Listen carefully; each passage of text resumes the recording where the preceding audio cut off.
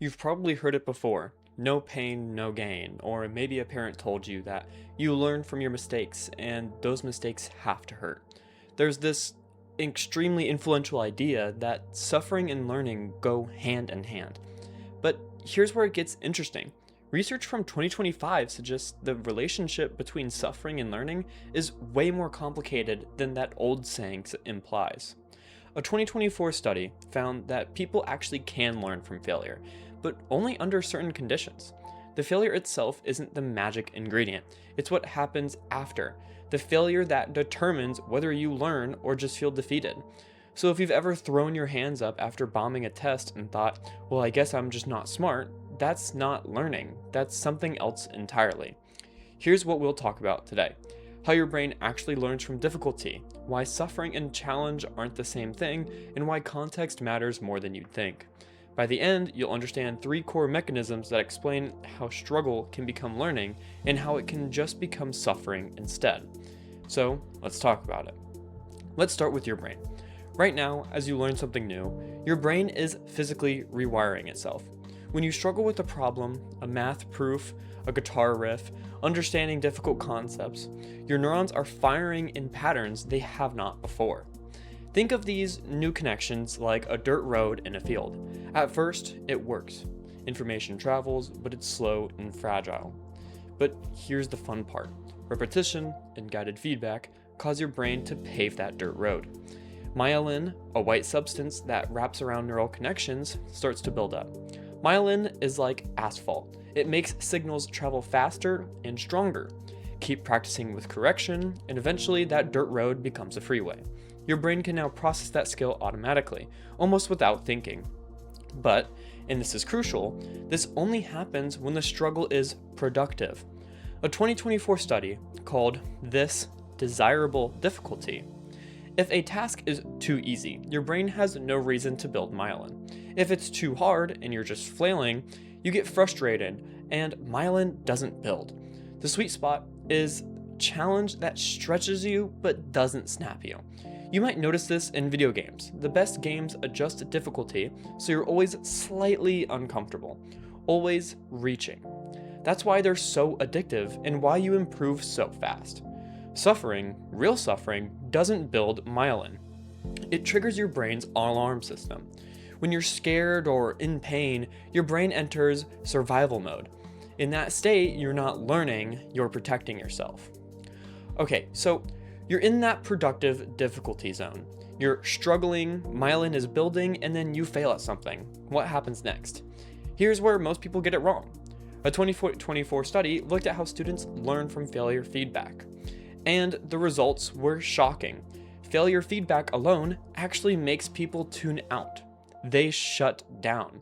They stop trying. But, and here's the redemptive part, when teachers or mentors provided instruction after the failure, learning flipped. Students who failed and then got guidance actually learned better than students who succeeded on the first try. Why? Because failure creates what researchers call a meaning-making opportunity. When you fail, you're confused. That confusion is uncomfortable, but it's also an opening. Your brain is asking, why didn't that work? If someone, a teacher, a coach, the internet, helps you answer that question, you integrate the answer deeply. You're not passively absorbing information, you're reconstructing your understanding. Think about it. If you solve a problem on your first try, you might move on feeling fine. But if you struggle, fail, and then figure it out, that solution sticks. Neuroscience research shows that past suffering combined with meaning making is correlated with higher well-being and resilience down the line. The third mechanism is psychological. When you face a challenge, your body floods with stress hormones, adrenaline, and cortisol. Your heart rate goes up, and that's not inherently bad. In a supportive environment, kids learn to recognize that physical sensation as I'm learning right now, not I'm in danger.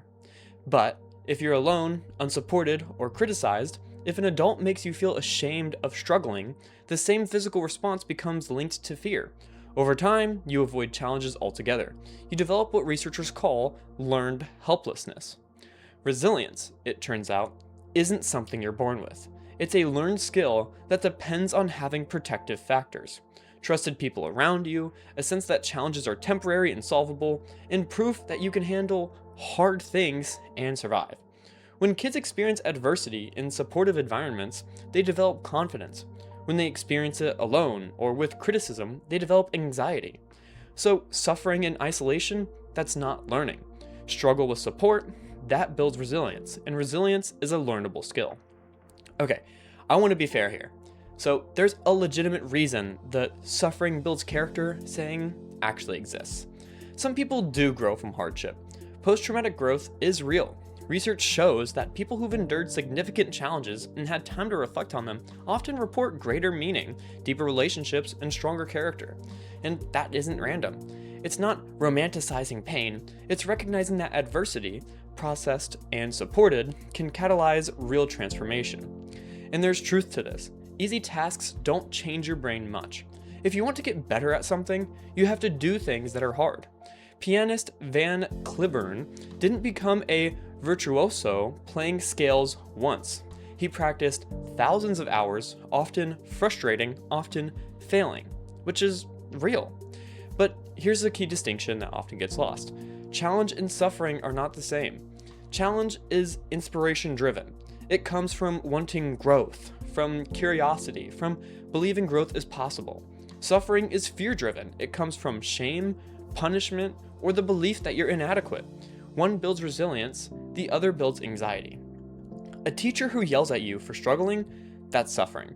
A teacher who sits with you after you fail, says, "This is confusing, let's figure it out together," and walks you through logic, that's challenge. Same struggle, but with a different meaning. The benefits of productive challenge are real. Better learning, faster improvement, deeper understanding, and lasting confidence. The benefits of raw suffering, honestly, minimal for learning itself. What helps is processing that suffering with support and extracting meaning from it. So, what do you actually do with this knowledge? First, notice the difference. The next time you're struggling with something, a class, a hobby, a project, ask yourself, is this challenge struggle or suffering struggle? Challenge struggle feels uncomfortable but purposeful. You might be frustrated, but you believe the task is doable. Suffering struggle feels hopeless. You feel ashamed or scared. If it's challenge struggle, stay in it. Embrace the difficulty. Your brain is literally rewiring. After the effort, take time to reflect. What did you do differently this time? What didn't work? Seeking out that feedback, actively asking for it, actually speeds up learning. Researchers call this retrieval, forcing your brain to pull the lesson out of the experience rather than passively absorbing it. If it's suffering struggle, change something. Reach out for support, break the task into smaller pieces, lower the stakes, practice in a low-risk environment first, like explain the concept to a friend before presenting it officially. Find someone who reframes your struggles as progress, not pathology. Second, design your own learning conditions. You can't always control your environment, but you have more agency than you think. Study in groups if shame keeps you isolated. Seek feedback even when it's uncomfortable. Choose challenges slightly above your current level, not impossibly far above. Use spaced repetition and varied practice. Mixing up how you practice actually builds resilience and deeper understanding better than drilling the same thing over and over again. And finally, understanding that meaning making takes time. You won't learn everything from a single struggle, but if you build a habit of reflecting on difficulty, asking, "What can I learn here?" you're training your brain to extract learning from adversity rather than from hurt. You don't need to suffer to learn. You need productive difficulty, support, and reflection. The good news, those are things you can actually control. If you enjoyed this video, and only if you enjoyed this video, please leave a like and subscribe. It helps so much. Thank you for watching, and I hope you have a good day.